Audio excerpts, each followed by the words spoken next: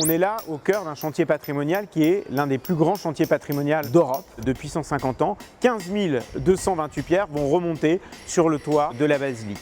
15 228 pierres qui sont taillées pour partie sur site. Vous avez ici des blocs de pierres calcaires de l'Oise qui ont plus de 40 millions d'années. Ces blocs de pierre vont ensuite être travaillés avec les techniques d'époque. On fait ici tout à la main à partir des plans en fait, qui ont été ceux de François Debré quand il démonte la tour et la flèche en 1846-1847. Tout ça a été codifié et nous on reprend en fait une reconstruction à l'identique de la tour et de la flèche de la basilique. Et à la fin, en fait, vous avez donc ici, par exemple, une pierre qui va remonter sur le toit de la basilique. Et après, on arrive dans un parcours pédagogique qui permet de comprendre le chantier, les métiers du chantier, ce patrimoine matériel et ce patrimoine immatériel.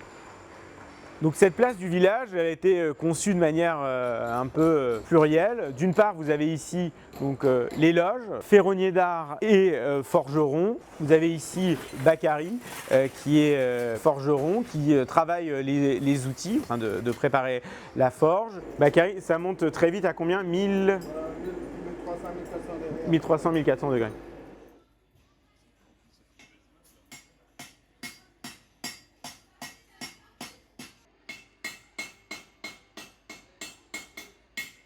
Le métal ici qui est fondu, qui est séparé et qui permet après de travailler les outils et de soit les faire, soit les réparer. L'autre loge, c'est la loge des tailleurs de pierre. Vous avez donc Frédéric et Délivrance qui sont tailleurs de pierre et qui montrent et aussi enseignent aux enfants puisque ces espaces ici et cette place ici a vocation aussi de lieu et d'espace d'éducation artistique et culturelle, d'accueillir des classes, des entreprises, de métiers d'art, de métiers de la main, de métiers du geste interviennent, ont un lieu d'expression. On a 130, 140 compagnons, artisans qui vont intervenir durant le temps de la reconstruction de la tour et de la flèche. On a une dizaine de métiers d'art. On a un chantier école, on peut accueillir effectivement des jeunes en apprentissage.